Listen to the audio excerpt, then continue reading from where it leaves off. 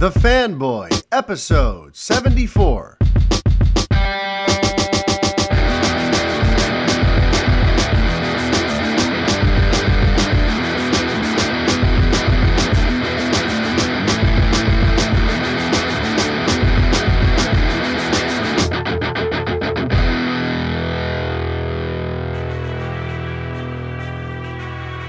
Hi everybody, Mario-Francisco Robles, MFR here with you, and this is the 74th edition of the Fanboy Podcast. How's everybody doing out there? The vast majority of today's episode is going to center on my 1 hour and 10-minute conversation with author Mark O'Connell. He wrote the book Watching Skies, Star Wars, Spielberg, and Us, and we're going to discuss a lot more than just the book. In fact, I kind of feel bad because we got into such a great conversation that we kind of barely spoke about the book. We spoke about just fandom. We spoke about so many things. But you got to understand, he is a little older than me, and he was there for the first boom. We talk a lot about the current pop culture boom, the superhero boom with all the Marvel and the DC and the Star Wars movies, and how right now there's never been a better time to be a geek. But he was there when geek culture hit its first big zenith in the mid-70s. He was there in 1975 when, Jaws came out, and Spielberg and Lucas and Donner, and in the 80s with Zemeckis and everything. He was there when pop culture became this insane. It was the first wave of geeks taking over the world. He was there. He witnessed the whole birth of this whole geek culture. So we have a very interesting conversation about how it's evolved between 1975 and 2018. We also just talk about some fun James Bond stuff and Superman stuff, and just in general, it was a fabulous conversation.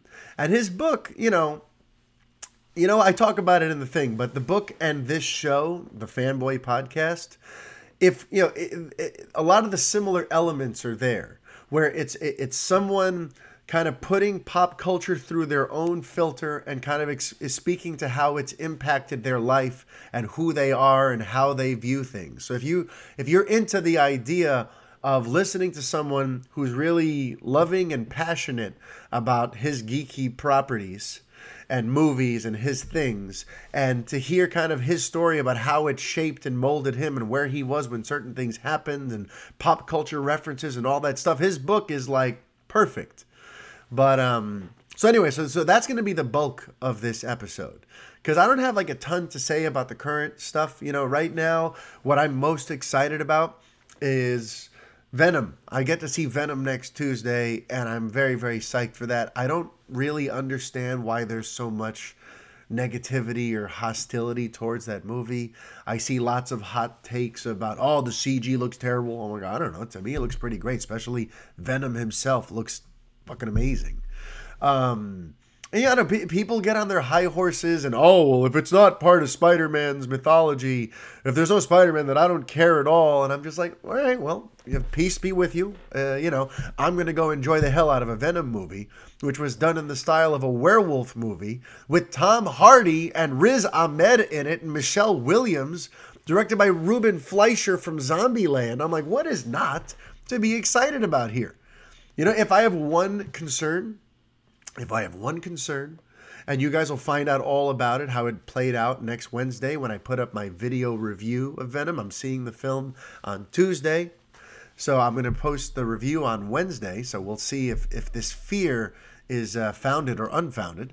But I am a little anxious about the third act boss battle, because it looks like one of those movies that I mean, right now in the trailers, it has the potential to be one of those movies that has a great build-up, getting you to really, buy into the protagonist and his psychology and the performance that he's putting together and the supporting players and the lore. But then it's going to become just a big CG, orgy at the end with a bunch of symbiotes beating the crap out of each other and throwing. And I don't know. I just hope that the whole thing doesn't devolve into some generic comic book nonsense at the end. I hope that the action at the end is still motivated by story and character, and that in general it's going to be an overall satisfying experience and not 2/3 a satisfying experience, 1/3 generic comic book extravaganza. That is like my concern, but in general, I'm very, very excited about Venom. I'm going to catch that next Tuesday with Jeremy Scully of the Play It Loudcast. He's a new dad, and he does, right now I'm just looking for ways to get him out of the house. He's one of my oldest, one of my very best friends. So I'm bringing him with me to see Venom. So I'm very excited to catch up with Scully and to see Venom on Tuesday. I've been a bad host. I've been a very bad host, and I apologize. I've been totally missing my duties here of giving you a referral. It's kind of my own thing, but on this show, for a long time, part of the show was me giving you your weekly movie referral, and I feel like I haven't done that in like 3 or 4 weeks. So I'm going to give you one now, and it is The Cable Guy. It's directed by Ben Stiller. It stars Jim Carrey and Matthew Broderick. It came out back in, I want to say, 95, 96. Back when Jim Carrey was still like just fresh on the scene after having his unbelievable 1994, where he arrived on the scene with Ace Ventura, followed it up with The Mask, and capped it off with Dumb and Dumber. I mean, who had a better year ever than Jim Carrey in 1994? But the Cable Guy was kind of like this interesting detour he took, where people, everyone was like, oh, it's, why is he doing this? It's like this dark comedy and it's so offbeat. It's not his brand or whatever, Hollywood loves to put people in boxes. And everyone was shocked that he gravitated towards this dark comedy that actually had a lot of sort of like social commentary in it. The movie sort of predicts some of where we are today with the information age and the technology and kind of where we're headed. So I love The Cable Guy. I think it's only become more relevant and more interesting as the years have gone on. And it also it helps inform me whenever someone online is coming at me or I get these people who get very obsessively upset with me about stuff. And you got to realize, there are people within our community who behind their veil of anonymity are actually kind of troubled people. Jim Carrey's character in that movie is a troubled person, and he does some troubling things. And on the one hand, you look at him like he's crazy and I don't want this person around me and whatever, but he's also sort of sympathetic when you realize that he's got, mental deficiencies. He's got mental damage. So rather than me take the nonsense that anyone, right now they kind of use him as metaphor. If I think about the people who come at me and some of their outlandish online behavior, if I look at them and I go, you know what, this person has challenges. This person has sickness. And this person's been dealt apparently a really crappy hand. So rather than be mad at them and lash out at them and curse and just go off and do that sort of thing, which isn't terribly productive, I try to look at it through sympathetic eyes. I try to understand them. I try, well, why are you this way? What is it that has happened to you that has shaped your psyche to think that this sort of thing is okay? And sometimes I try to engage people. I try to see if I can change their perception or if I can clarify things that they're clearly confused about, because there's lots of weird secondhand misinformation that floats around out there sometimes. And I've dealt with these weird things where people just completely twist and distort how I feel and what I've said on certain things. So sometimes I'll go out of my way. I'll step out of myself. I'll kind of leave my comfort zone just to try to engage with people. And sometimes you have the sane people who go, you know what? You're right. And I'm sorry that I flipped out on you. I had it wrong. And, we're okay. And maybe we don't follow each other. Maybe we're not friends. But at least there's a peace there. So for the sane people, I create peace. When I try to engage certain others, and all I'm trying to do is just sort of add more to your knowledge, because clearly you don't have the full story and what you're seeing is very myopic and you're kind of missing the greater picture here. If all they do is double and triple down on the negativity and the hostility and all this sort of stuff, that's when I realize oh, this isn't about me. This is about you. This is something you're dealing with and I'm just the face you've given to your pain. All right. If that's what you want to do, that's what you want to do. But that gets me thinking, though, about Cable Guy, and all this. That's why it's this week's referral. Because when you dig a little deeper through some of these people, you realize that at their heart, you're dealing with someone who's deeply challenged, who's not all there. So why are you going to mess up your own sanity trying to get through to someone who's pretty much insane, or at the very least so lost in whatever sort of insanity is going on around them that reason can't get through the dome? It's just important to know when to let go and just to go and go the sympathetic route and go, you know what? You've clearly been dealt a rough hand. I don't get it. I don't understand it. Good luck to you. I'm out. So there you go. Cable Guy, directed by Ben Stiller. Very, very good film. And if you love Jim Carrey, and if you haven't seen it in a while, especially if you haven't seen it in a while, definitely check it out. Because it's interesting how back in 95 or 96, they seemed to know what was on the horizon. They seemed to have their finger on the pulse of where things were headed. So definitely check out The Cable Guy. I'm also going to read a review. I always tell you guys, if you take the time to write me a review, I will read it here on the site. Right now, on the podcast. This comes from John Ravensbottom. He wrote his review over on Apple Podcasts, which is where I suggest you guys all do it, because that is like the biggest podcast app, for better or worse. And John Ravensbottom wrote, "One of a kind. MFR is the real deal. I was delighted to find he had moved on to bigger and better things after Los Fanboys version 01 was over. Love Mario in discussions, but really enjoy the solo shows. Keep up the great work, sir. Your sincerity about pop culture and your own experience is engaging and relatable. Great content." I mean, what more could you ask for? Thank you, John. And thank you to everyone. In the last 2 or 3 weeks, I've gotten like 8 more 5-star reviews, and it's really just thank you. This is pretty amazing what you guys are building here with me, and the way you're helping me to feel about all this work that I'm doing, because I drive my wife nuts with how much time I put into this. But at least you guys give me a bunch of food for the soul, and you guys give me the motivation to keep doing this, because it's very, very rewarding to get messages like that, and I get email sometimes, and it's wonderful. So thank you all very, very much for that. I also just want to reiterate now, while we're doing a little bit of housekeeping before we get into the conversation with Mr. Mark O'Connell, that the Revengers Watch Party has been set for Saturday, October 27th. I wrote about it on the site yesterday, but just in case you missed it, Saturday night, October 27th, a bunch of us are going to get together. We're going to see Halloween. I'm trying to get it to happen at about 7 o'clock at the UA Midway Stadium 9 in Forest Hills. There's a million subways right on the corner, and the Long Island Railroad is right a block and a half away. There's buses. There's a million ways to get there if you guys want to join us, those of you in the New York tri-state area.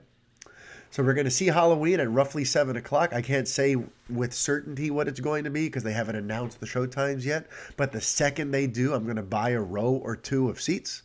And then we're going to have a little post-mortem afterward, probably at this place called the Station House, which is a block and a half away. Then the second half of the night, which you have the option of participating in, it's not mandatory, you can do either one or both, is, my band is playing at a place called Blackthorn 51. We're having our big reunion show. We haven't played together in like almost 3 years. And my band, the Boom Section, is back, and honestly better than ever. It's kind of unbelievable. We got 2 new guitarists, and I got to pinch myself every week at band practice because I can't believe I get to play with such talented individuals. I'm like, I can't believe it. So it's going to be a Halloween show. And it's going to be a sort of a tie-in situation because we're going to have some Revenge of the Fans merch there.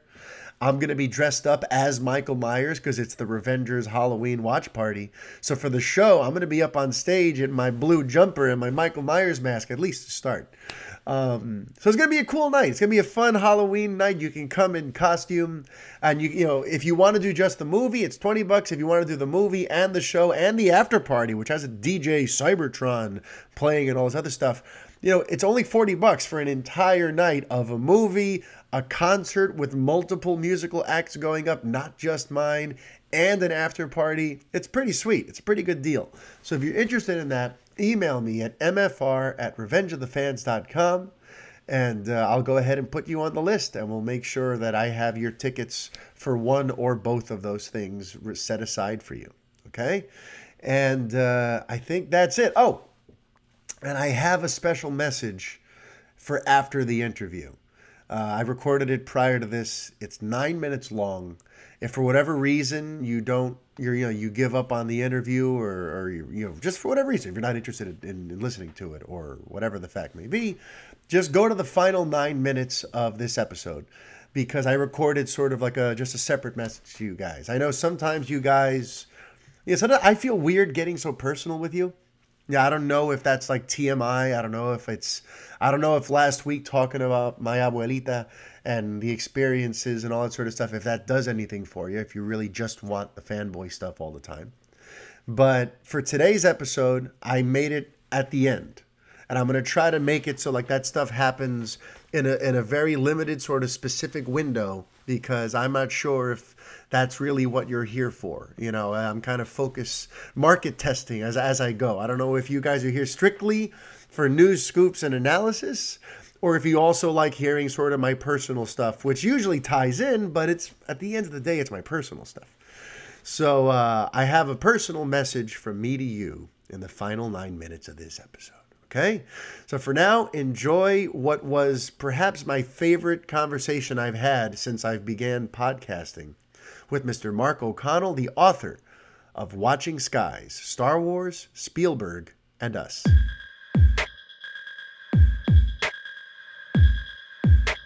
So I'm here today with author Mr. Mark O'Connell, who wrote the book Watching Skies, Star Wars, Spielberg, and Us.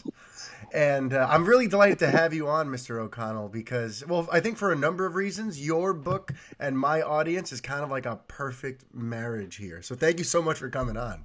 No, thank you for inviting me. It's good to finally hook up, as we say in the UK, not as we say in the US. That's a very different way. But no, it's great great to finally chat to you guys. Yeah, what's great about your book, by the way, and in terms of the way it's going to relate to sort of my audience is, a lot of what I do here on The Fanboy is I try to talk about how pop culture, really impacts your life. It can really kind of help shape you, and it becomes part of who you are and your identity in certain very unique ways. And your book is kind of all about that, right? Yes, yeah. I wouldn't say it's a memoir. It's not my memoir. It's snippets of memoir and autobiography. But I always say, particularly with Watching Skies, it's a memoir of all of our childhoods, and it's a memoir through cinema that we all had. And you're right, the movies do shape and mold and affect us.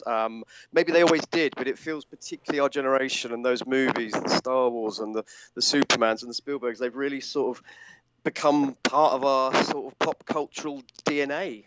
Yeah, and it kind of feels like you in particular, like you were there when it was all sort of born. Because for me, the way I look at things, maybe I'm a little naive, but for me, this whole era really began in like 1975 with like Jaws, and then opening up the gateway to bringing on Close Encounters and Star Wars and Superman, and eventually Back to the Future and Indiana Jones and all that.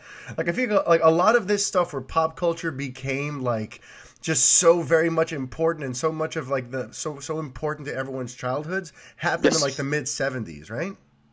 Yeah, I mean, I actually end the book on Jaws for sort of reasons that hopefully readers will see, because I ended up on Martha's Vineyard quite recently for good, happy reasons. So I end on Jaws, and when I did my Bond book, I actually thought I'm going to end at the beginning. I'm going to end on Dr. No. So I end on Jaws, but the whole American new wave of 70s cinema, the bearded gods of De Palma and Coppola and Spielberg and Lucas and John Williams, it didn't just launch with Jaws. There'd been seedlings all the way, from Easy Rider and Rosemary's Baby, Bonnie and Clyde, and then obviously American Graffiti. You look at American Graffiti as a Star Wars movie in all but Stormtroopers. You got You've got all the characters sat in the cockpits of cars, bickering and talking and watching at who's coming around them, and American Graffiti is a prime example of nostalgia cinema.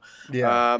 So then that sort of fed into Jaws, and it sort of starts in 75, and my book starts in 75, and then from then on to about 84, 85, that 10-year window of key films, and I don't think it's just that my nostalgia or our rose-tinted glasses looking backwards. I think there was a hell of a lot of big movies that let in a lot of cinematic lights in that era. Raiders, we know what they are, but Raiders, E.T., Poltergeist, Gremlins, Jaws, Close Encounters, they all just, in different ways at different times, just, I think, have created the DNA and the confines of the cinema and possibly the pop cultural world we have now.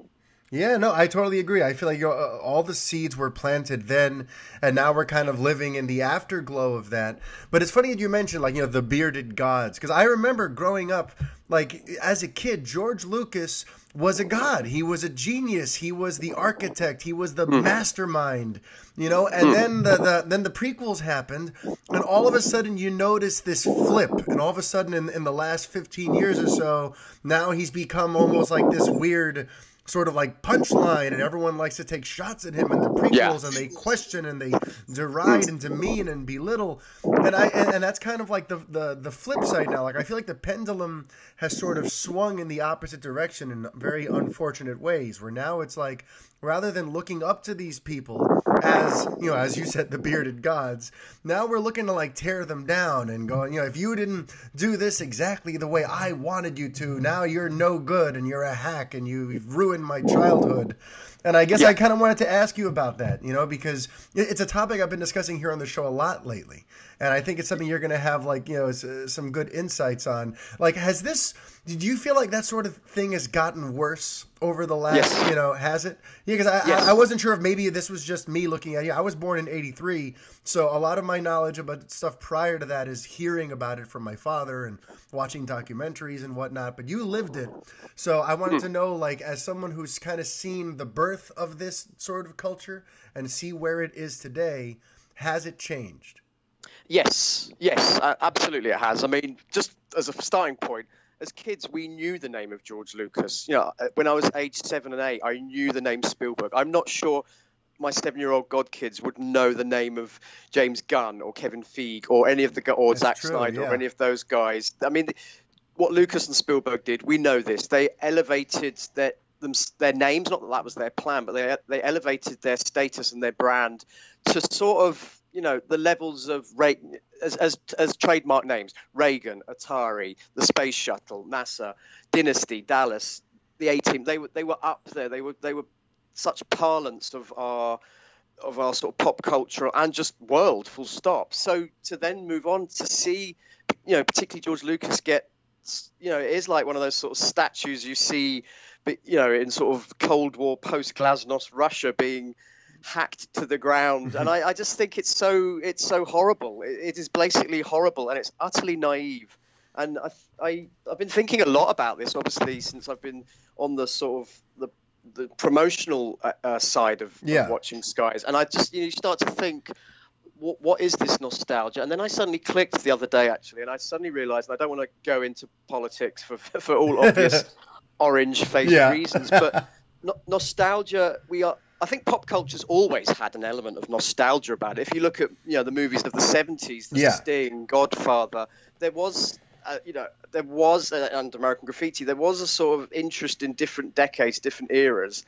But nostalgia, it can go one of two ways. It can be fondly remembering a movie, or it can be badly misframing our own nation's past and what it should, and trying to shape its future based on its past. And I won't make assumptions about the American sort of political psyche, but I would say that in Britain, with this whole Brexit sort of catastrophe and naivety, it came from a real nostalgic view of a Britain that never existed. So when fans do it, taking it back to sort of movies, when fans do it, you're not going to get a Star Wars movie have the impact or have the creative brushstrokes that A New Hope had, or Empire Strikes Back had. They were made in very different eras of production, very different eras of exhibition and movie consumption.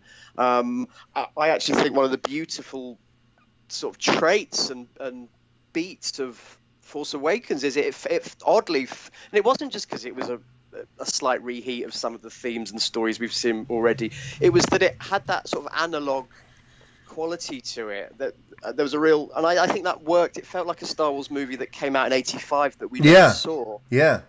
And so so fans, that there is this sort of massive sense of entitlement. If I don't like a product, its creator got it wrong, and we need to take that product off its creator. Well, that's not how the movies work. That's not how art works. No. I saw some hilarious comments on about sort of recent Star Wars movies.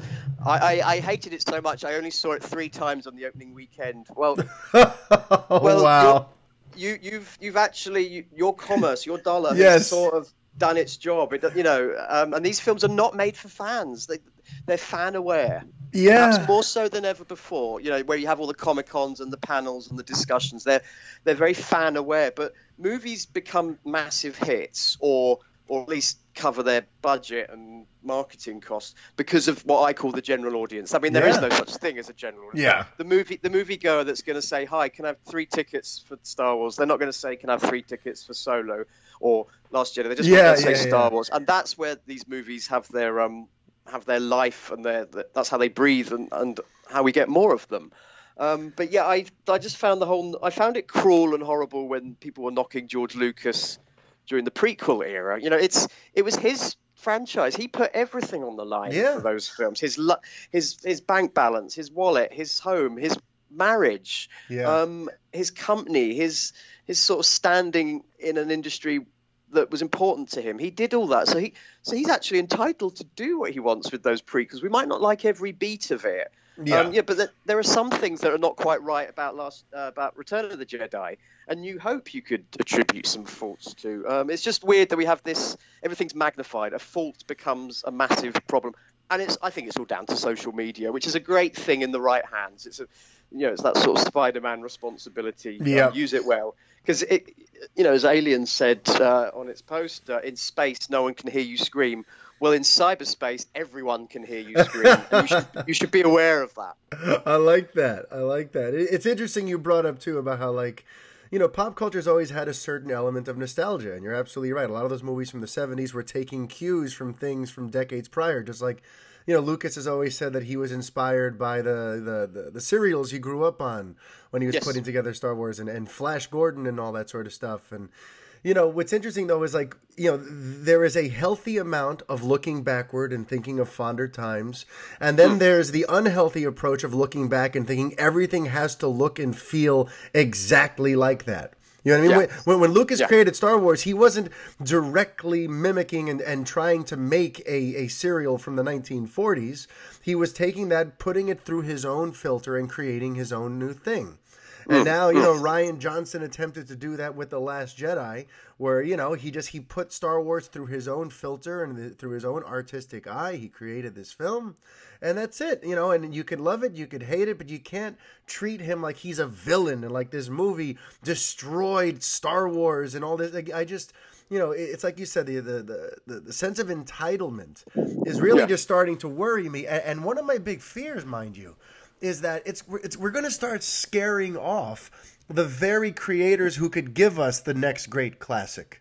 Yes. You know what I mean? Because who's going to want to bother after a while? If every little decision you make is going to be micromanaged and scrutinized before anyone's even seen a second of a teaser of the film.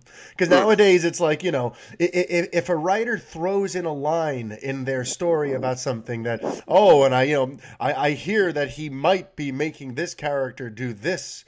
All of a sudden now there's 39 headlines half hour later about this movie is going to do this to this character. And now all of a sudden everyone's freaking out about one writer's thought about something that might happen that has nothing to do with the final movie. And the filmmaker's now getting inundated with angry tweets and concerned messages and people, hashtag, we can't allow them to do this. There have been recent examples of this kind of hysteria lately.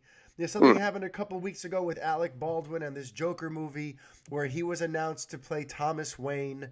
And then Boris Kitt of The Hollywood Reporter mentioned something about how, yeah, I hear the character's going to be kind of like a 1980s Donald Trump. And people lost their minds, and suddenly that became the story.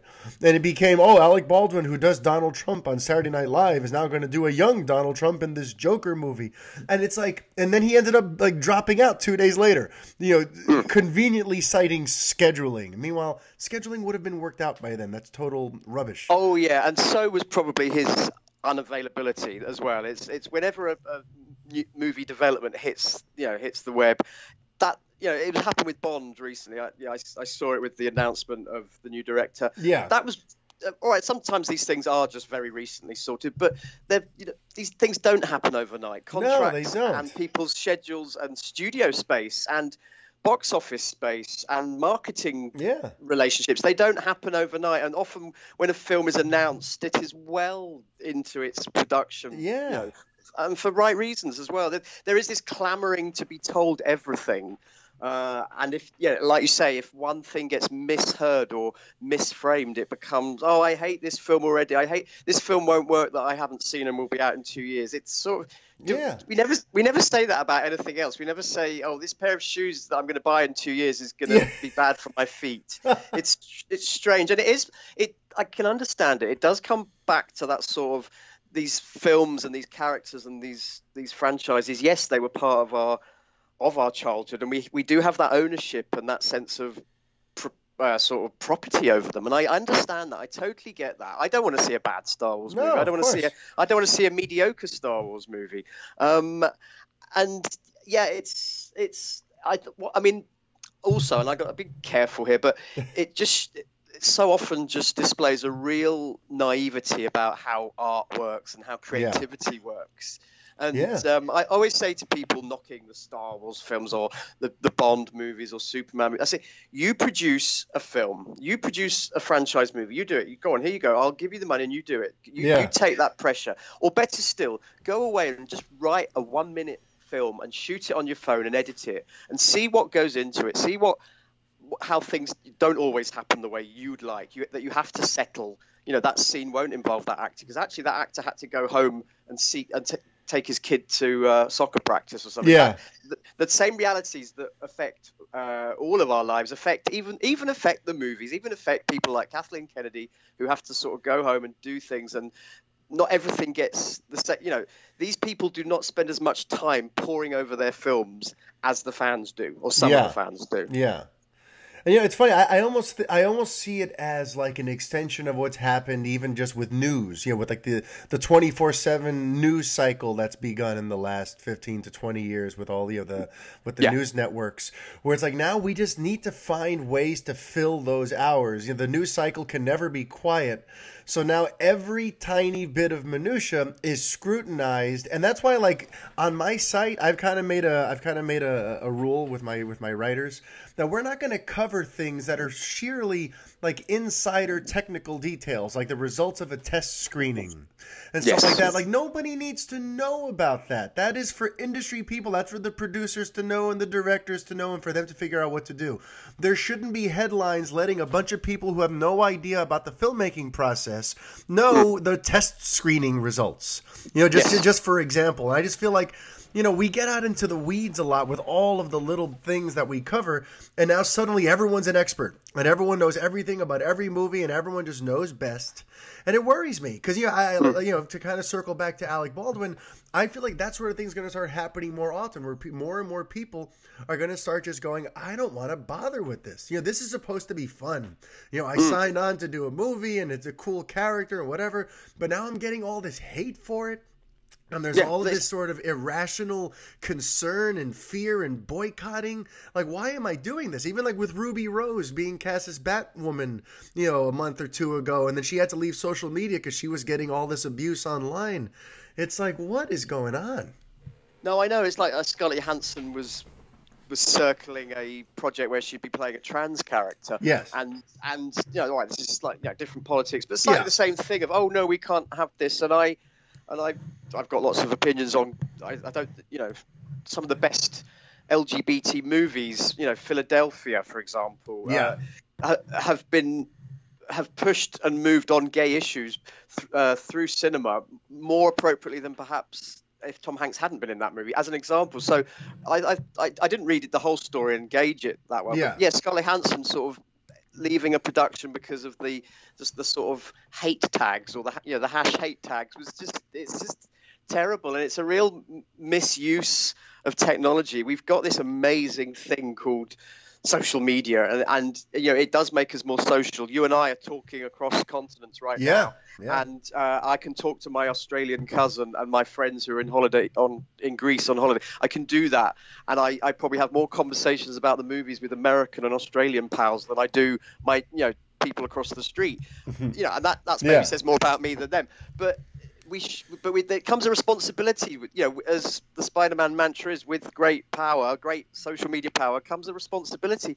And I just wish some people would just back off and just enjoy the product. If you didn't like that film, guess what? There's going to be another movie out on Friday and another 2 next week. There's going to be more movies. I get the passion, but I don't understand the rudeness. And with Kelly Marie Tran as well in Last Jedi, that was not just, I didn't like her character and some of her lines. That was sexist. That was xenophobic. I've got a line at the moment. I say, that's okay. 2018 isn't for everyone. Yeah. And even what's gone on, something I've been writing about lately too is what's gone on with Zack Snyder, who he made Batman v Superman: Dawn of Justice, and the amount of abuse that man's had to deal with. I mean, people were cheering when he got dumped off Justice League, even though the article that announced it mentioned that he was leaving because his daughter had committed suicide.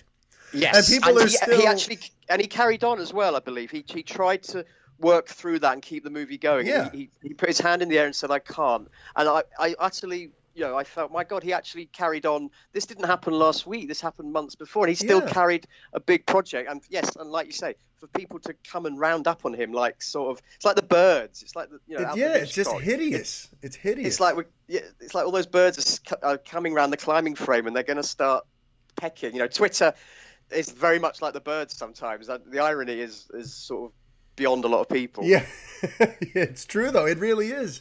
And that's why I can't take credit for this line or this observation, but I can only hope that it's true. Somebody I know on Twitter somewhere, ironically, said that I hope that maybe 5-10 years from now we look back on Twitter the way we currently look at smoking cigarettes. You know what I mean? It's this thing where it's like, we loved it for a time. We realized it's bad for us, and we backpedaled on it. And now it's not it's not cool anymore. Now it's frowned upon to do the stuff we used to do on Twitter. You know what I mean? Yeah. When presidents can change, I don't know if the course of history has been changed by certain presidents, certain tweets. Time will tell. But when it's used in that way, and I don't want to be political. I'm not. There are both sides. Just speak your mind. Yeah. Well, Twitter, for someone like Mr. Trump, Twitter is the ideal place because he can get instant exposure with the smallest amount of creativity and the smallest amount of thinking, and adding capital letters that you don't need is not going to make your point any more realistic and more sensible or intellectual. I think Twitter is a great thing. I love, again, just bouncing around things. I look at it like it's like a flight departure board at the airport. It's all ticking over, and whatever was hot, whatever was just landed a half an hour ago is now at the bottom of the board. But it also enables me. I can see what Mark Hamill thinks about politics, and it's amazing. Cartoons. Yeah. So that's where it has a great benefit. But then if it's just taken, and this sort of the sense of entitlement that fans have, and the momentum as well. And one of the things I say in the book, and I've been saying, when it comes to the movies I like and the movies I'll defend, I've defended allegedly bad Bond movies all my life, and I will defend Ghostbusters 3 to a degree, and I will defend Supergirl 84, and I'll do it properly. And I always say, when it comes to my movies and my culture, I'd rather be a shepherd than a sheep. So if you like a movie, and what I also say also in the book is, I don't care if if you came in as a 12-year-old kid watching Phantom Menace and that's how you love Star Wars, I'm not going to knock you for that, because everyone's entry point is personal to them, and it doesn't matter what film it was. It matters that you had an entry point. And yeah, we got kids now in their 20s who did play Lego Star Wars, and the pod racing got them into, and Darth Maul, and all those things that got mocked and scorned in '99. And now why? Also, the prequels created finance, they created commerce, so they showed that more Star Wars films could work after a pause in time. So I always say just like what you like and be proud of what you like. If you like Superman 3 a bit more than Superman the movie, that's fine. That is okay. Yeah. I mean, here's the thing, too, and I'll send you a link to this, but I wrote a column that actually got a fair amount of traction, and it gave me hope for humanity that people actually took to this very hippy-dippy, lovey-dovey, peace, love, and rock and roll message. But I wrote a column called, Loving What You Love Without Hating What You Don't. Surviving Fandom in 2018. I feel like people have forgotten how to do that. You can love something without hating the other thing. You know what I mean? Like right now, like for example, people who love Marvel will then turn around and go, "Oh, but I hate DC, and I hope DC fails." Like why? Why does that part have to be there? Just love, love your characters, love your thing. Maybe DC is not your thing, or that's not your particular brand of vodka, but that's fine. Why people feel this, like it almost feels like they think they have to, like it's a given, like, oh well, if I love this thing, then I have to hate its competitor. It's like no, you don't. Yeah, we live in such binary times, and I don't know if we always did, and maybe sort of social media and technology has amplified it more. But I particularly in Britain, just in terms of politics right now, I don't know where I am because both sides are letting me down in different ways. And then you suddenly think, well, what else is there? And there should be lots. There is lots more out there. There is DC. There is Marvel. There is lots of other sort of franchises and things to get into and enjoy. And I agree. I don't, if a film is good to me, then it's done its purpose. I don't care which studio made it or which comic book it referenced. A comic book I didn't read in the 70s. It doesn't actually have a bearing on me at all. At all. Now, I'm curious because you mentioned something before about the entry point, right? About the kids who got into Star Wars because of Phantom Menace. However, counterintuitive that may seem to people who think the original trilogy is the gospel. Everyone has like their entry point. And what I'm intrigued by nowadays, though, is like there is no longer, as far as I can see, an exit point. I feel like growing up, like in my generation, I don't know how it was for yours, and that's what I want to ask you about. But like in my generation, like I always go to this example of like the Power Rangers. I remember I was a fan of the Power Rangers when I was like, 9, 10, 11 years old. And then I remember reaching a point where like I was like 13 and I'm like, yeah, I'm kind of too old for this. Like I can't let my friends at school know that I watch it, because they'll make fun of me, like, oh, you're still watching that kid show. And like I feel like there used to be this sense of like you're supposed to quote unquote outgrow your childhood loves. But nowadays, I feel like in the last 20 years, now it's like, no, screw it. Just love your kid thing always. If you want to watch, My Little Pony when you're 29 years old and go out in your, in a Rainbow Bright t-shirt, go do it. Now it's like celebrated to hang on to those things. You've not been to San Francisco, have you? Well, I'm just curious though, because I feel like now we don't have to outgrow it. Was that always the case, or do you know what I mean? How like yes. Right? Like you used to have to. I absolutely know what you mean, and it's a really valid, interesting point, because I sort of see it. You see it with the Comic-Cons and the big conventions, and I don't know. I think it's wrong to sort of point any fingers of why you're still doing this in this way. What I'll say for me personally, that's all I can really talk about. I got into the movies through Superman and Star Wars. And then when I was a little older, I wouldn't keep watching Superman the movie or Supergirl over and over. I'd be intrigued. I'd be intrigued in Gene Hackman. Oh, he's in that film, Hoosiers. I'm going to watch that film. Oh, or he's in Mississippi Burning. Or, wow, The French Connection. That's actually quite a good film. And I was watching... the flip of that is when I was a kid and I was 10, 11, 12, I was watching movies because... older movies. I was watching Alien when I was sort of 12, way before I should have. And I saw Poltergeist, as the book recalls, way before I should have. and it gave me a taste of cinema, and I was able to step aside. I wouldn't say step away from my love of Superman, but it enabled me to sort of step aside and evolve. And what's going to happen? I think actually maybe kids. If you're a 10-year-old kid now, I see it with my godkids. They're very into Star Wars. They came to it through Lego, and they're beginning. Like my 8-year-old godkid was really proud recently that he was able to watch Jurassic Park. So he's moving out of the because it was just Star Wars and. Yes, he's graduated. Yeah, and he's I feel I might just I might be like the bad old uncle that gives the nephew the box of cigarettes under the table, or says, "Here, go to the movie theater and watch that 18-rated terrible film." I feel I should slip him I don't know, Jaws not quite yet, but although they're aware of it. I mean, that's great that 10-year-olds are aware of Jaws. Yeah. But yeah, I don't know. Yeah, it's that sort of childification. I don't know.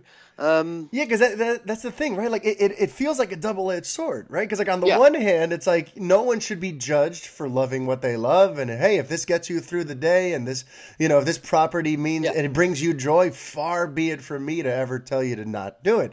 But on the other hand, there is also a sense of like, I guess I like to look at it through this, guys. Are we perhaps like stretching some of these properties beyond what they're meant to be, because we're almost forcing them to grow up with us in certain ways? It's almost like we're taking them away from the kids. You know what I mean? Like if some of these properties that we're into now were like the way they are now when we were kids, we might not have gotten into them. You know what I mean? Like this sense of like trying to mature them, and like the Nolanizing of Batman, all that sort of stuff, which I think is great, by the way.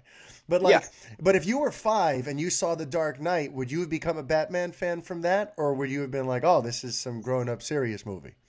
You know what I mean? Like I just wonder, like, are we taking these things that were meant to capture the imaginations of children and suddenly turning them into adult entertainment? And I don't know.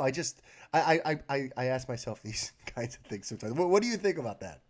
Well, I mentioned recently to someone that Star Wars wasn't made for angry middle-aged men. Yeah. But it's sort of, it is, it's that age group and beyond own it. I don't think it's every franchise. It's not every sort of cartoon show. Some things do just stay where they are. I wonder, maybe it's just not there in the thinking and the sense of commerce of, for example, Star Wars. But I'd love to see a really gritty bastard Star Wars movie, a real horrible thing. But maybe that wouldn't work. Maybe that's like a Tarantino Star Wars. Yeah, just something a bit grittier, a bit nastier, a bit more bleak. Admittedly, I think thinking about it, Rogue One sort of did that. It was a very clever exercise in straddling the new and the old, and also the tone. It was quite a sort of more mature-minded war movie. Yeah. But yeah, I'd like to see perhaps a darker. Not a film doesn't have to be dark like Nolan dark to be dark as well. Yeah. It can be the story, the twists of story. It doesn't have to literally be brooding melancholy at every frame.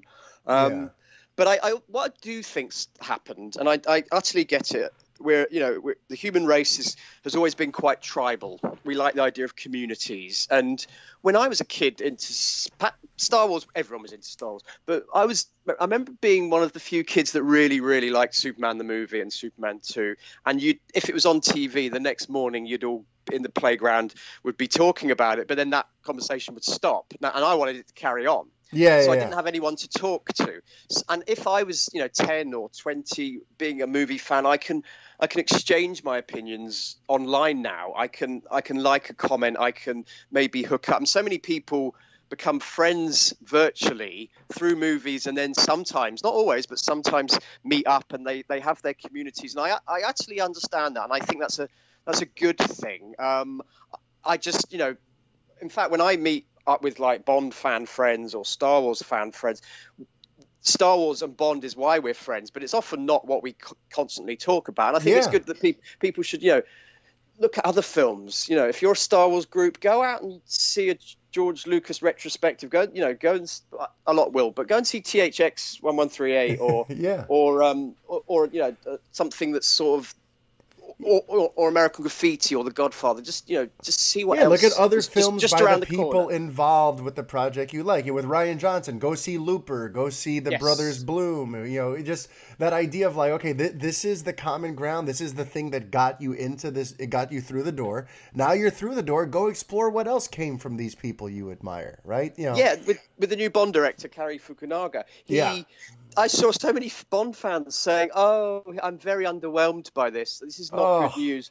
And I'm like, "Okay, tell me which frame of any of his work you've seen. How many? I don't think you may have seen True Detective, but I don't think you saw Sin Hombre or Beasts of No Nation. Yeah. You're probably not going to give Maniac much of a look at." And that looks great, by the way. I've started it. I need to stick with it. It's visually amazing.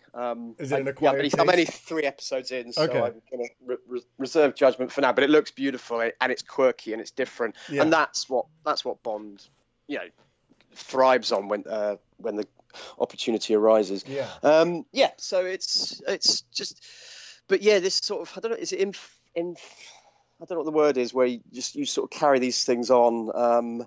But then you see, what I think is hilarious, you see these Star Wars dads taking their kids to the conventions and the movies, and the kids wearing the T-shirts, but then the kids grow out of it, and the dads haven't. That's sort of, that's quite kind That's of probably cute. going to happen with my kids. And then dad becomes like all our parents are. You're going to listen to this jazz album. It's like, really? I didn't mind it when I was 12, but son, you have to sit down and watch Superman the movie with me. You need to understand why this was an important cultural event. Dad. And they'll say, "Is anything going to happen?" Why are we 47 minutes into this movie and we haven't seen Superman yet? What's going on here? I was chatting. I got invited to sort of talk with a group of Toronto high school kids, and they were looking at early Spielberg movies with their tutor, who's been doing great things with them there. And I said, "Oh, what about Close Encounters as a sort of film that we could look at?" And he said, "Oh, I've tried it with them. It's really slow if you're 17, and they found it boring." I'm like, "Oh, wow." I was like, the air was sucked out of my entire being. And then it made me think, my God, is it really? But that's just. But it's also a generational thing too, because now like everything is louder, faster, funnier. Everything is like a mile a minute. You go from one thing to the next. You need instant gratification. We're learning to not have to wait or work on our patient muscles anymore. Now it's just like, if I can't get it right now, then I hate it. That's It's like the whole teaser thing. I just was sort of catching up on Dark Phoenix as the teasers hit, and I'm like, there's a teaser for a teaser. It's like, watch the teaser for the teaser, and I'm like, oh God, and it goes back to this filling up. We need content. We need content. We need clicks. And I'm like, oh my God, it's just, I'm not going to be the old man sat in the rocking chair moaning at automobiles going past, saying I preferred it when it was just horses. I'm not going to do that. I think platforms like Netflix has changed my viewing habits in a great way, just as an example. And I think we have great access to content, good movies. Part of watching Skies looks, it sort of shares the lament of not having these movies around us all the time. E.T. wasn't available for 8 years when it first came out. It was the most. So we didn't have these films around us. Sort of a Star Wars movie comes out 6 weeks after it hit the movie screens. That's great. It is great. I'm not going to pretend it's not great, but that sense of event and occasion is maybe being diminished. A Star Wars movie should feel like Christmas, not another Labor Day sort of long weekend. It should feel like we haven't had Christmas for 5 years. Yeah, well, I'm glad you brought that up, because I feel like in general, like, we're taking the grandiosity away from things. And then we could change gears. I feel like I've been harping on a lot of sort of pessimistic topics, and we have some cool stuff to discuss. But I just, I worry that, like, we're grounding everything. If we want to circle back for a second to like the bearded gods thing, like, I don't know that we can even have, a legendary filmmaker anymore. because even if they make a legendary film, everything gets so micromanaged and so scrutinized that like there's all these negative opinions sort of baked into the cake to the point where like no one can just be that iconic, mysterious genius. Now everything is like the tabloid culture with the TMZ following them. Oh, here they are getting coffee. Oh, and now they went through a divorce. Oh, this one got pulled over for a DUI.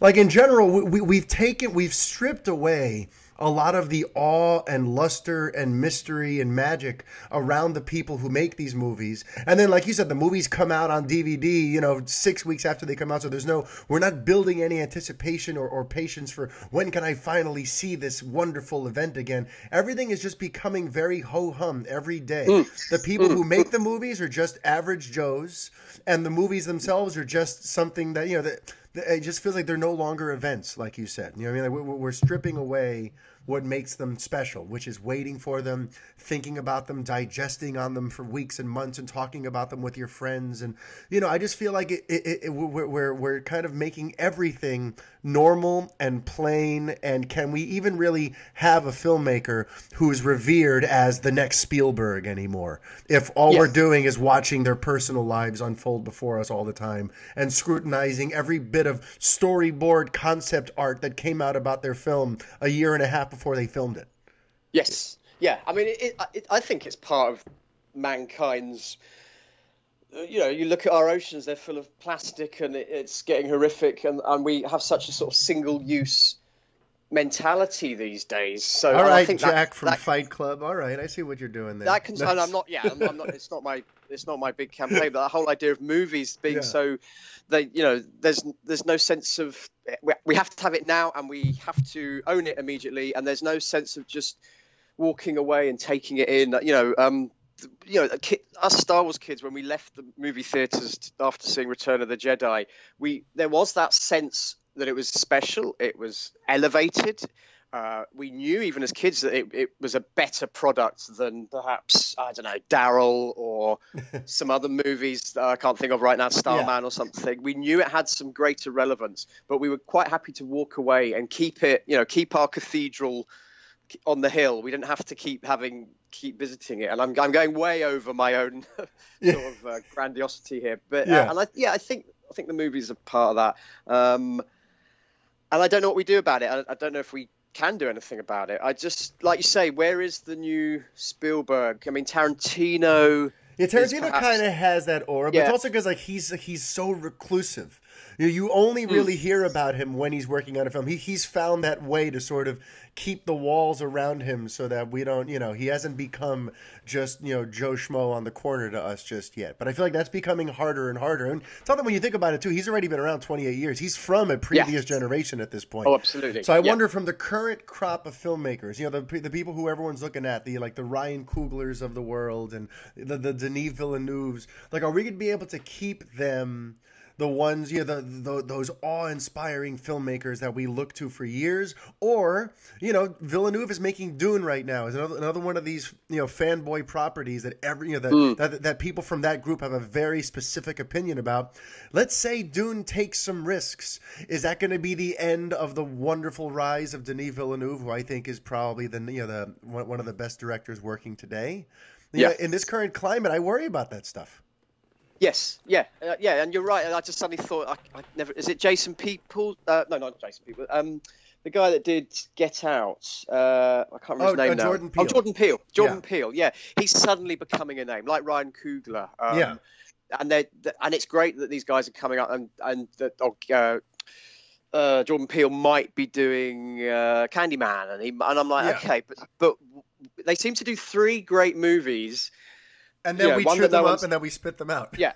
And and I get it. It's probably, look, if I was a big film director and I'd had 2 or 3 sort of underground hits that gave me a status, I'd be tempted to maybe go and do I don't know, Starman remake or the long awaited remake of Daryl. Because where is it, guys? Where is it? Yeah. But yeah. And I think it's also a little bit to do with the whole nostalgia thing in the movies. It is about commerce. Hollywood's never been that adventurous in its thinking and its foresight since the day it started. Sequels and remakes and using the same actors and the same sort of beats and pace. That's as old as Hollywood is itself. But I want to see someone challenge that. And you're right. Where's the new Jaws? Where's the Spielberg who's sort of 26-year-old? I was sort of, when I was writing Watching Skies, I was doing the research and looking at the ages of these guys when they were doing it. I'm like, geez, even like Chris Columbus was, I think, 21 when he wrote Gremlins or something ridiculous like that. Yeah. Or he was young anyway. And I'm like, where are those risks? Because maybe they're on television, maybe it's not in the movie houses. Yeah, a lot of it's gone to television now. Yeah. So yeah, I don't know what we do about it. I don't know if we need to do anything about it, but it's an issue. It's an issue, I think. No, go ahead. I'm sorry. No. Go on. No, I was gonna say, and it's unfortunate too, because like our priorities in terms of what we value and what we put stock in has really just sunk down to the ground. Where it's like, okay, someone could make 3 amazing genre redefining films, and we have all this respect for them. And then, heaven forbid, in their personal lives, now they're going through a bitter divorce and a custody battle. Now, all of a sudden, all the armchair experts are now analyzing them as a person and reading into things that are none of their business. Yes. But now we all feel like we have all this access to all this information, so we could judge people for things that are none of our business. And suddenly now they're not that great mythical figure anymore. Now they're just someone having a custody battle in court. It's just an example. I picked out of thin air. But just all the information age has sort of grounded all of our heroes, I feel, or has the potential to ground all our heroes, and that's something that worries me. But okay, all right, I'm tired of everyone's can't miserable. Be the granddads. We're not the granddads sat on the rocking chairs throwing stones at the passing Ford mobiles. We're not doing that. So let's change up gears a little bit. I want to ask, because I feel like for people who love things as deeply as we do, and for whom pop culture is as much a part of who they are and their DNA as anything else, I feel like a lot of us have like that one property, that one character, that one film, whatever, that one thing that they most identify with, that thing that's just like, that's my spirit animal. Like for me, it's Superman. For my father, it's Rocky. For my friend Greg, it's Spider-Man. For my friend Jeremy, it's Batman. Everyone kind of has like that central property. And now you've written about a few things, and I'm just curious, which property or character is kind of like your main, totem pole? Yeah, I crossed the streams. I was very aware of this doing the book. I'm like, my God, I'm potentially annoying a lot of fan bases here. But as I say, be the shepherd, not the sheep. I've got to say, Bond for various family and personal reasons. Bond represents home and family to me. But films like Star Wars and Superman, they're like my childhood friends who I can still go out with for a beer and really get on with, like we haven't seen each other for like 2 days, whether it's 2 years or 20 years. So I would say Star Wars. After Bond, Star Wars is my thing. All right. Spielberg is a director, but Star Wars, Empire Strikes Back and Jedi, they were my moments. That was my era when I came in. And you also wrote a Bond book, right? You should let people know what that one's called, because they should check that out. Yeah, it's called Watching Skies is a sort of sequel to my Bond book, and the Bond book is called Catching Bullets: Memoirs of a Bond Fan, and it's a memoir through cinema. My grandfather worked with the Broccoli family and Cubby and Barbara for well over 30 years. In fact, before Cubby sort of took on the Bond mantle, and Bond was always in my childhood, and then I became a fan because of that, and hearing these stories, and I'd be sent all these posters from Cubby's office and watches and merchandise and vinyl. How lucky are you? Yeah, no, I know, and I assumed everyone had that at that time, and that's not true, and I'd be fortunate to be invited to early screenings of the movies, and that's a family tradition that Eon and Barbara Broccoli still very kindly keep going for myself and my family. And they looked after my granddad a lot. But basically, off the back of that, I became a massive, massive James Bond fan. And I then, through things like social media, I'd join a few forums, and I was writing posts or reviewing a new film and getting a lot of traffic. And I thought, I should do a book.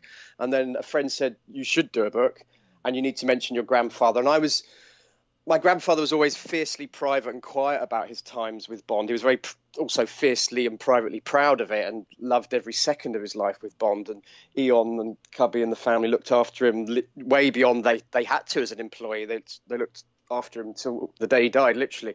And someone said, you've got to put that in. And I and ahed. I didn't want to do that. I wanted to keep that sort of O'Connell privacy, and so I did that. And that's, sorry, I'm around the houses here, but that's where the Bond book came from. And then someone said to me, what do you want to do next? And I sort of said, maybe a Star Wars book, maybe a Superman or Spielberg. And then I thought, actually, to me, that era is all of those. And I don't want to do just a Star Wars book or a Superman book. I want to sort of, because I think there's similarities. Those films became important beats. They're part of the genome of modern day franchise, blockbuster cinema. And still, it's not just that we have Star Wars movies being made now. It's that what Star Wars did and how it changed cinema is still evident. I don't just mean the effects, the story worlds, but the idea of summer blockbusters and, the Star Wars and Spielberg, Lucas and Spielberg, I say a lot in the book. I think they emancipated cinema. My parents would go to the movies. In my generation, the movies came to us, whether it was through the toys, the duvet sets, the lunch boxes, the sticker albums, and then the VHS. That emancipated movies. That's a brilliant way to look at it, Yeah, and I think that's, so when we are desperate to have a movie, any movie, whether it's, looking at my shelf here, whether it's Dancer in the Dark or X-Men 2, when we want to have those movies, it feels like Star Wars validated that and created the commerce, because as you probably know, when these movies first came out to buy, they were like $100. They weren't cheap. You would rent them from the video store, but you couldn't own them. And then that dropped. I remember when the Bond films would be in the high street and Star Wars for like £80, and that's a ridiculous amount of money. No one bought them until the price came down. So so that's sort of what I look at in the book. That's how these films, Close Encounters changed a lot of how sound is used in movie theaters. When E.T. is the most pirated movie of all time, to me that means it's the most watched at home movie of all time, which has some sort of social relevance. It's interesting. I never thought of it that way, but that's a phenomenal way to think of it. Emancipating the movies. Your parents' generation had to go to the movies. For your generation, the movies came to you, and now it's even like on steroids, though. Because now, if you think about it, for this generation, they could pull up, Close Encounters or a Star Wars movie on their smartphone and watch it in bed at any time of the day, whenever they want. You know what I mean? Like it's crazy. The purist in me would say, please don't ever watch Close Encounters on your phone whilst coming home on the train or bus. But also, I'm just glad you're watching it. I don't. I'm not going to be a sort of format snob about it. No. Like I say, it doesn't matter how you watch it. The important thing is that you have, because a kid won't think there's a 10-year-old who uses the portable DVD player in the back of his parents' car. That is his cinema. That is his screen. That is his world. And there will be kids today watching, Ant-Man and the Wasp on a little portable DVD player on the back seat of their parents' station wagon, and they will become the next generation of filmmakers, and that's a good thing. That's how cinema has evolved. Spielberg watched probably more of his movies at home on TV than the movie theater, and look, that didn't do him anything. No, it sure didn't. Yeah. All right, so we've established now, you've said that James Bond seems to be like your central figure, right? Your first love, kind of like the first, pop culture sort of totem for you, right? Yeah, but I'm a whore. I see lots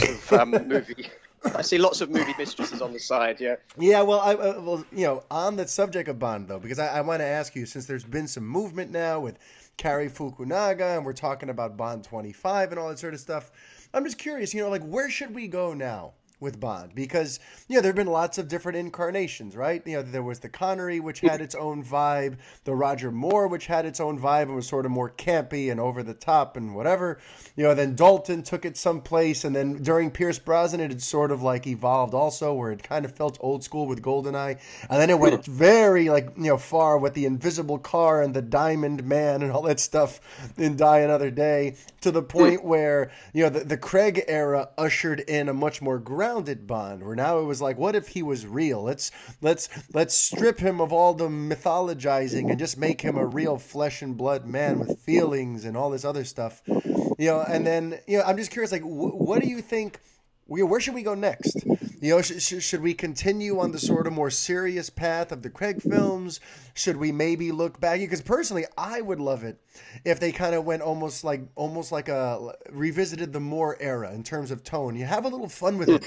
Have a little, make it a little cheeky. Have a Bond there that has a little more of that swagger, ladies' man, charm. Because Craig, his portrayal is very dour, and and it works for him. But for me personally, like, I would love to see some more fun come back. And I always think about the first Kingsman movie, how Matthew Vaughn was trying to channel some old school Bond, but kind of turned the knob up to 11.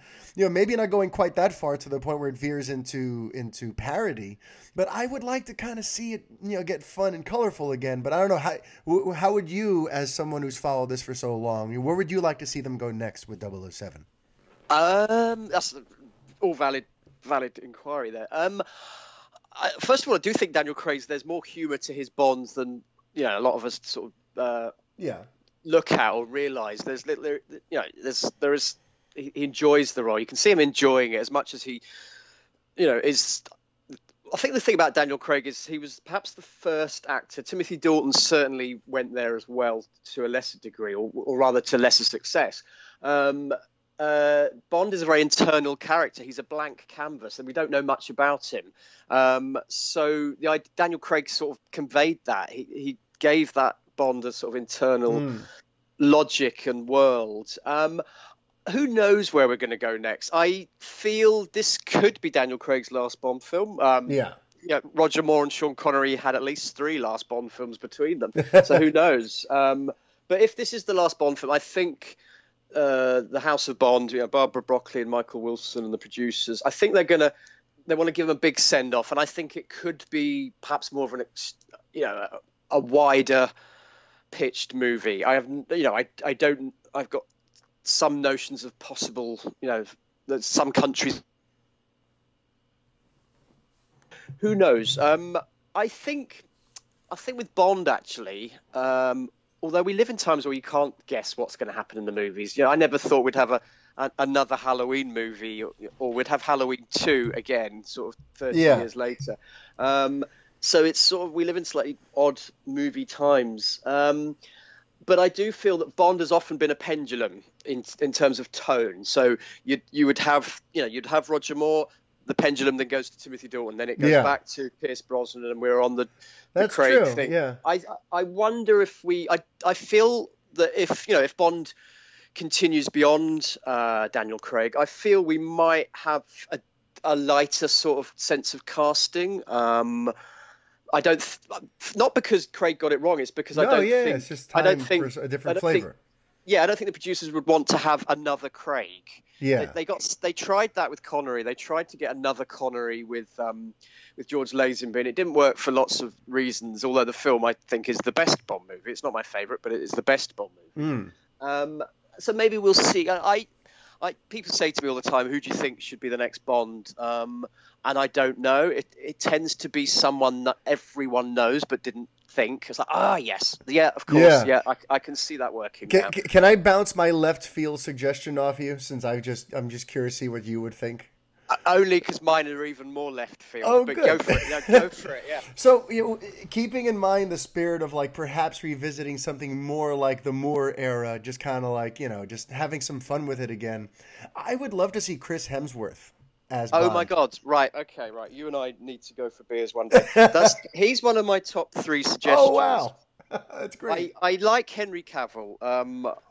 I think he's a hot dude, and I don't mind him as Superman. He could be a stronger screen presence, but I often think with potential Bonds, how have they played a villain? How did they do that? Because Bond is not a good guy, ostensibly. Yeah. And I really liked Henry Cavill in Mission Impossible Fallout. I liked that character. He was phenomenal. Yeah. I like the punchy wrist thing he did in the restroom.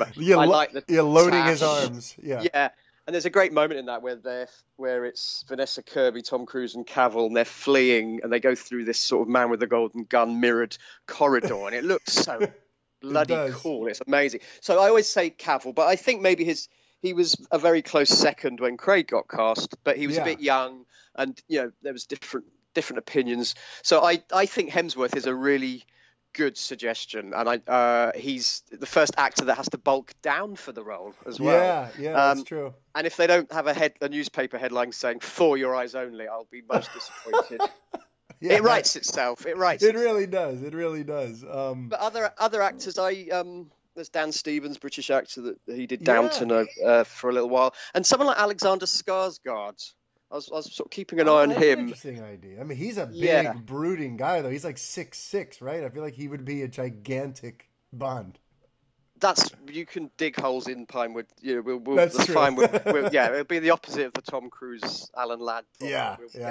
But yeah, I just wonder if we'll go a bit lighter, not because Craig got it wrong. It's just that they don't want to. They want to be more reverential to what he achieved, and he's done. I think Craig has been the second golden age of Bond, genuinely so. Yeah, no, I agree. My favourite Bond is Roger Moore, and I think I've had that chat with Barbara Broccoli once or twice about who would you have as Bond, and she gives me the very diplomatic answer of she says, why look for a husband when I'm in a happy marriage? Oh well, yeah. And I think fair enough. And then I threw a line back another time, and when people say who do you think is the best Bond, and I always say it should be whoever we've got right now.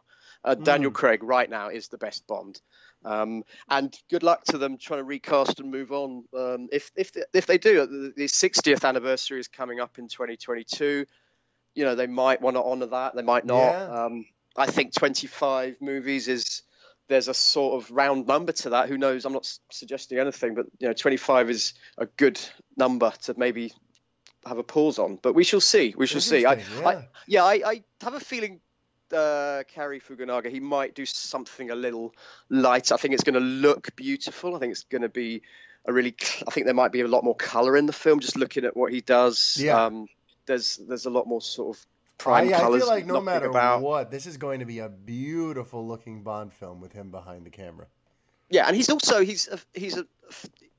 written a lot of his own work, and he's DP'd a lot of his own work, and I think we've not had that with Bond. Not only is he an 80s kid, he's the 80s VHS. He's the first Bond from the 80s, that was an 80s kid. Yeah. Sorry, first Bond director who's an 80s kid. I think he'll potentially do really beautiful things because he'll understand the writers' department and their sort of needs and requirements. I think he could potentially have great meetings with the two writers that are currently working on the script because he's a writer himself, and likewise the cinematography. Yeah. Now, hang on. So you mentioned Henry Cavill. So now I've got to ask you, because the big thing going on right now with Cavill is, yes, he's being, people are talking about him perhaps, putting on the tux and succeeding Craig as Bond one day. But there's also all the talk about his potential future as Superman, or if that is indeed over. And I got to ask you, as a Superman fan also, how do you feel about, Cavill's Superman through these first three films, and would you like to see him go on beyond this? I do like what he's done with Superman. I often think how a Superman actor plays Clark Kent is how they nail it. Yeah.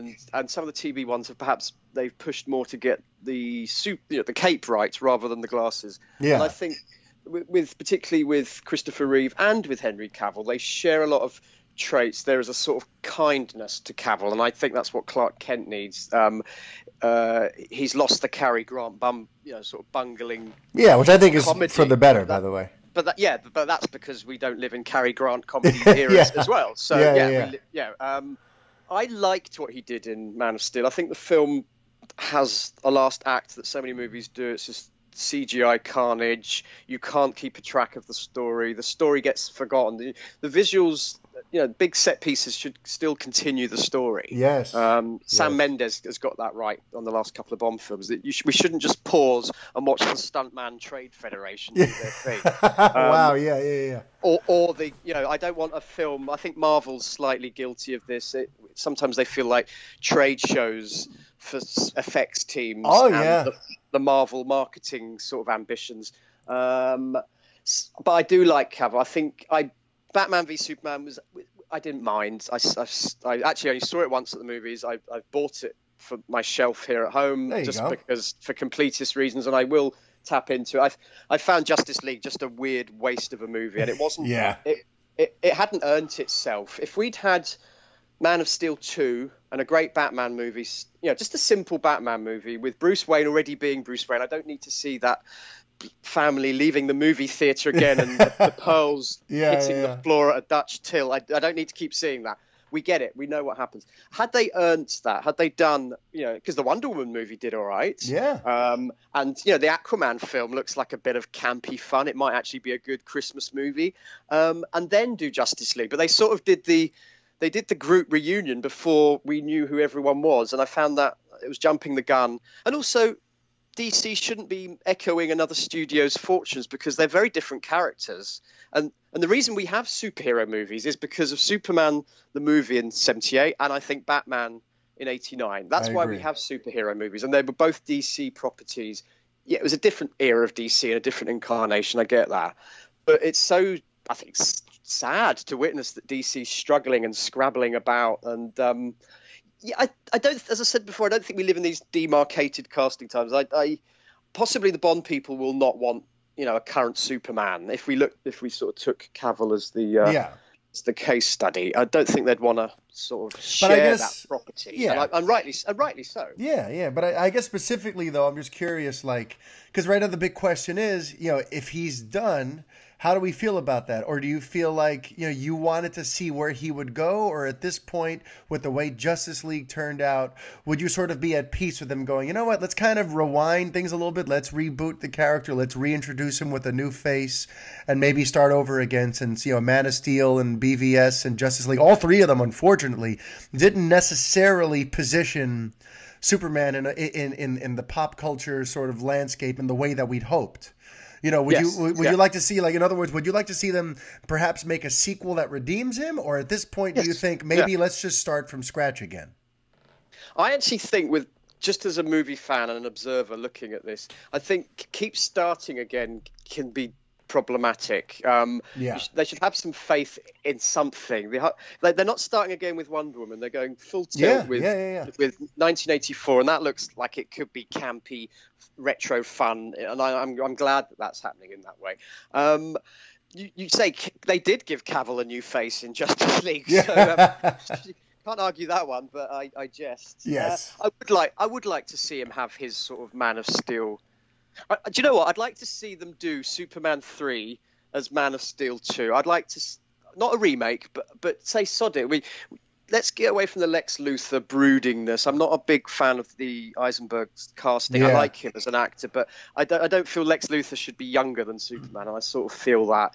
And Eisenberg, he's a great guy, but he often plays roles that are sneering and belittling the audience. And Gene Hackman never did that, neither did Spacey. They were never sort of looking down at the audience, and I feel that a bit with Eisenberg's Luthor. So why not come up, do a Ross Webster type, a sort of, an Aspen dwelling Trump, cast Alec Baldwin as a sort of gauche Ross Webster sort of Robert Vaughn type character, and bring back Cavill. And just these films, actually, these superhero movies, and Marvel's really guilty of this, they don't let their superheroes often be superheroes. We have the origin and then the big villain. We don't let them just... all right, I don't need to see Cavill rescuing kittens from trees all the time, but can we just have, that railroad, dilemma, or that nuclear bomb is ticking in the Kremlin, and just have a little bit more lightness of tone, because that's why a lot of generations love those characters. It's not just the brooding origin story. Yeah, I mean, and that's the thing, though. And the villains, don't have to be so literal. It doesn't have to be, now I'm going to fight another super powered villain that kind of has powers like mine and we're going to destroy things. It can be ideological. It could be like, that's why I kind of like with your idea about like moving away from Lex and maybe having like a Trump type character. It's funny, I thought about that myself when I was trying to think about what would be my ideal Superman movie. And it would be interesting to have him fighting an ideological threat, trying to like there's a corrupt president running the country and he's trying to like help turn the country around some other way. You know what I mean? And maybe there, of course, the evil president has makes Metallo through the Homeland Security. I don't know. That's just getting a little silly. But the idea of like it's not actually, because you just made me think of something. That what would be more interesting for Superman than having to perhaps tackle all this truth, sort of internet justice technology in the American way, and and that too. Yeah. It's not just.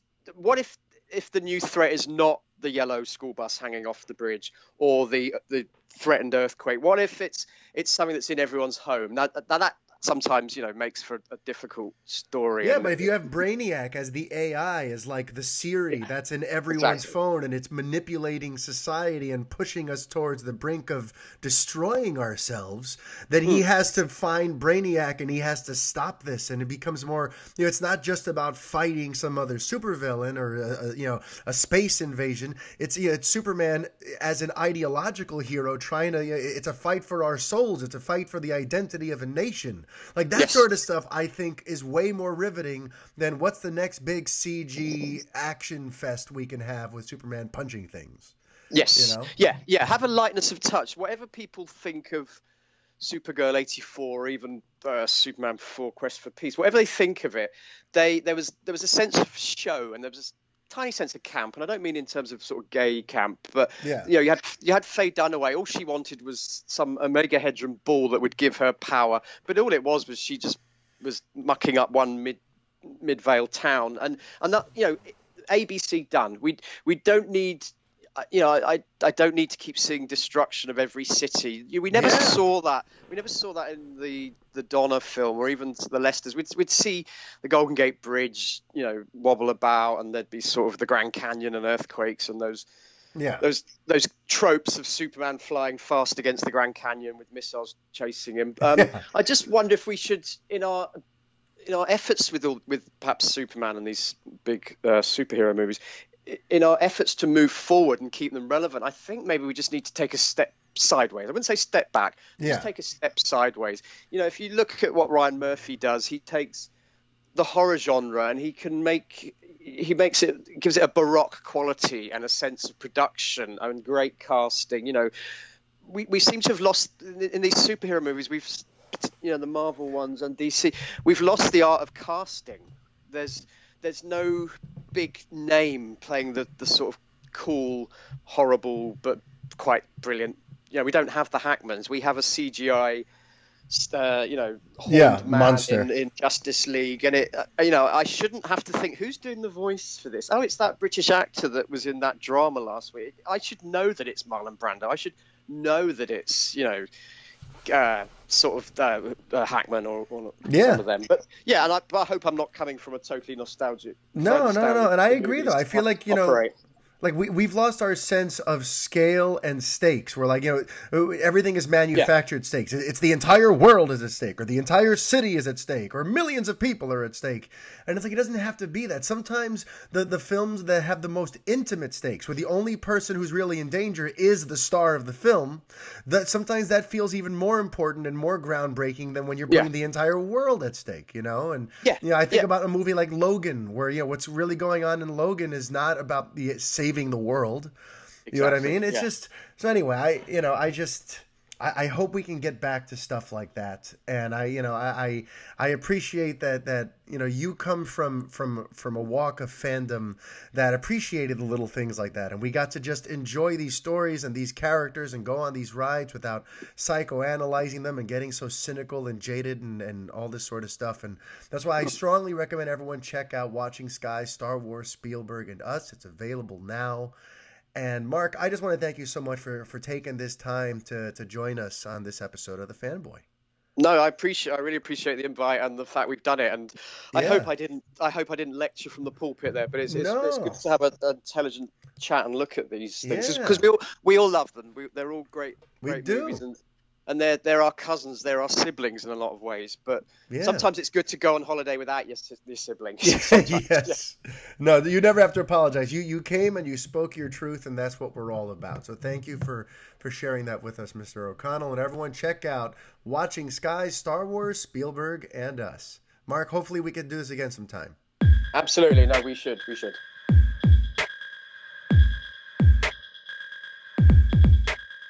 Pretty good chat, huh? And Mark's a good dude. You definitely got to check out his book. I'm really glad we got to really sort of dive into a lot of that stuff. It's been on my mind a lot these last few weeks, as you can tell.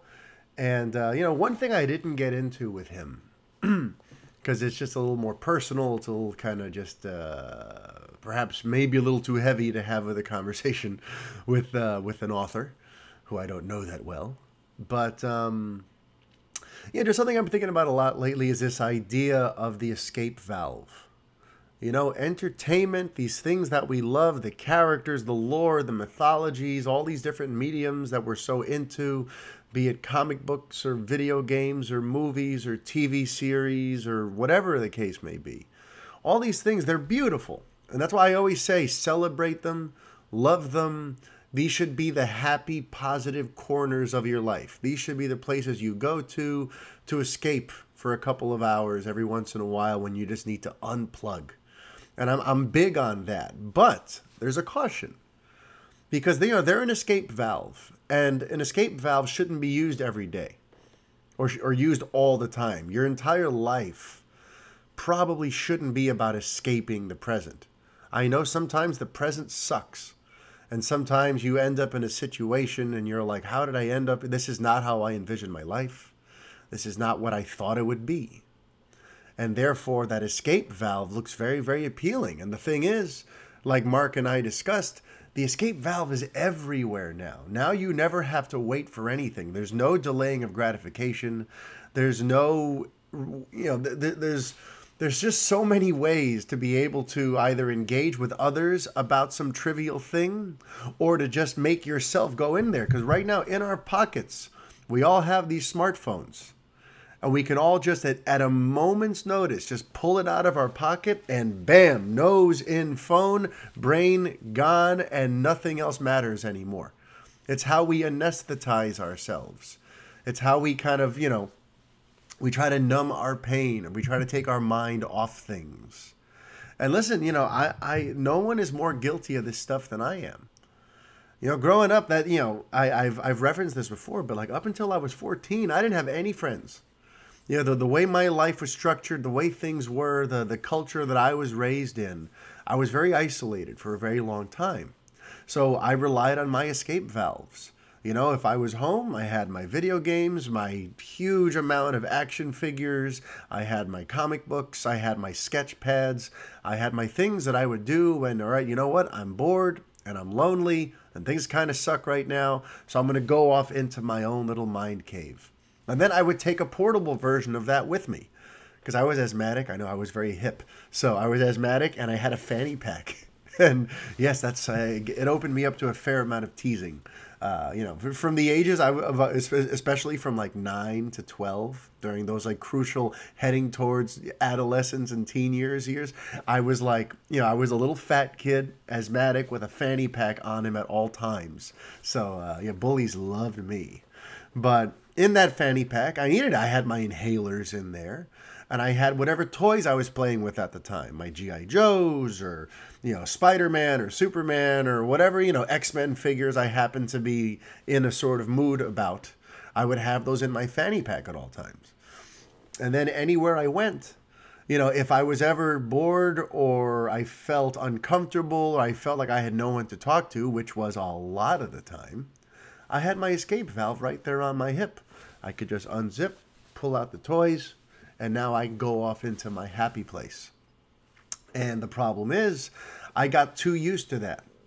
And even in my adult life, that was how I would handle problems. I would just, rather than let's have this tough conversation or let's do the work on myself that it would take for me to figure out something that's holding me back, I would just turn to what's my new distraction going to be. And I feel like we all have that.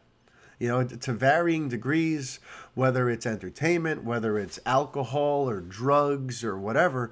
We all have that way that we feel that we need to numb ourselves. We need to dull the pain or take our mind away from things. And, for me, I spoke about this a lot in an episode earlier this year about, when I was talking about Ready Player One and why the metaphors of that story were so important to me. But, I kind of got myself into a bad place with just always disappearing, always just not being where my feet were and not being present to really try to deal with things. And as you get older and you have a wife and kids and responsibilities and a home to maintain and a career to build, it becomes increasingly important for you to be able to just be where you are and deal with where you are and figure out what's the next right action. And you can't do that if there's a PlayStation controller in your hands at all times, or if your nose is in your phone at all times, or if you're, off in whatever thing is distracting you blissfully right now. So I guess I just want to say, it's important to use our entertainment productively or positively. It should be a place you go to every so often, or maybe for a couple hours at the end of the day. Just your happy place, but try to avoid having it dominate your life, because that is one of the things that we run a risk of now. In the age of Twitter and Netflix and YouTube and just there's everything everywhere, it's all too easy to basically put yourself into a coma. You can, for all intents and purposes, put yourself into a forceful coma by just constantly floating from one bit of entertainment or distraction to another. And not only is that not great for you and your personal life, but I even say like societally, there's a lot of important, big, crazy stuff going on in the world. Kind of on both sides of the pond. As Mark referenced what's going on in England with Brexit and all that stuff, we have our own trials and tribulations here in the States. There's a lot of stuff going on that you should probably, if you feel strongly enough about it, be involved with. And I feel like, not to get all conspiratorial and say like, oh, the man or the Illuminati is controlling things from the shadows. But you got to understand, the people in power, the people who are rigging the system, the people who like things the way they are and continue to sort of mold the rules and move things in a direction that only really suits them and screws over the rest of us, those people want us distracted. They love this age that we live in, where everyone is busy watching Keeping Up with the Kardashians and posting pictures of their lunch on Instagram and getting into little arguments about Marvel versus DC on Twitter.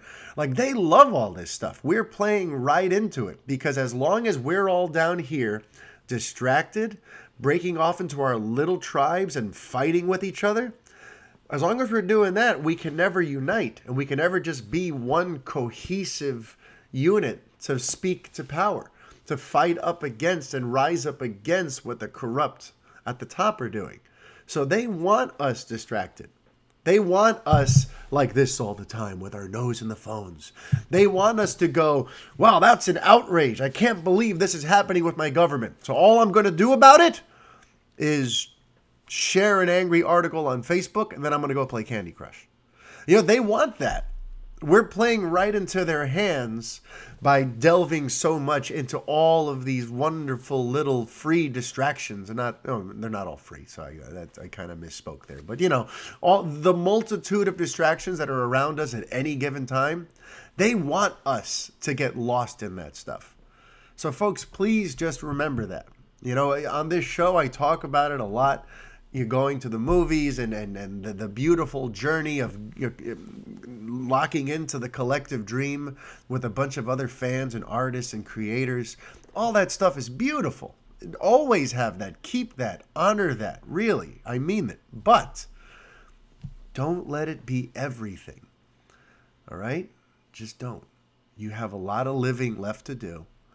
And it takes action to get to where you want to go. And the action is more important than the distraction. All right? I don't know. I guess that's it. That's just a message I wanted to make sure you guys knew. Everyone, thank you again for watching this episode. Check out Mark O'Connell's book, Watching Skies, Star Wars, Spielberg, and Us. If you want to leave me any reviews or continue to spread the good word about the Fanboy podcast and Revenge of the Fans and the Revengers and everything we're working on here, please keep it up, because I'm trying to build something really positive for all of us. And so far, it's being really positive for me. So thank you to everyone. And I just kind of want to put this out there, that for someone like me, who for the first 14 years of their life, very, very important building blocks of a person's life, who was always lonely and always just wanted friends and wanted to connect with people and to find like-minded individuals, you guys are a miracle to me. You guys are my friends. And that's why I when people thank me for thanks for the reply, or thanks for taking the time to answer my question on Twitter, or to reply to this email I sent you, or to read some column I'm thinking of publishing and I'd love your input. When people thank me, I'm like, what? You're thanking me? Thank you. Thank you. All I ever wanted was to connect with people. And now through this, through speaking my truth, through following the things that I love and am passionate about, following my muse, I'm connecting with so many beautiful individuals, and I'm finding out that I'm helping them somehow. Somehow my mindless drivel, the things that I obsess about on a daily basis, all my concerns about Superman and all this sort of stuff that to me is just it's probably silly, hokey nonsense. But you guys care, and we're getting through this sort of stuff together. It's a dream. So, don't thank me. I'm thanking you. Thank you for all the support, and thank you for making me feel like my words matter or somehow carry weight, because that's just not how I see myself. And it's just, it's beautiful. All right? So thank you all, and until next week, life is chaos. Be kind. Adios.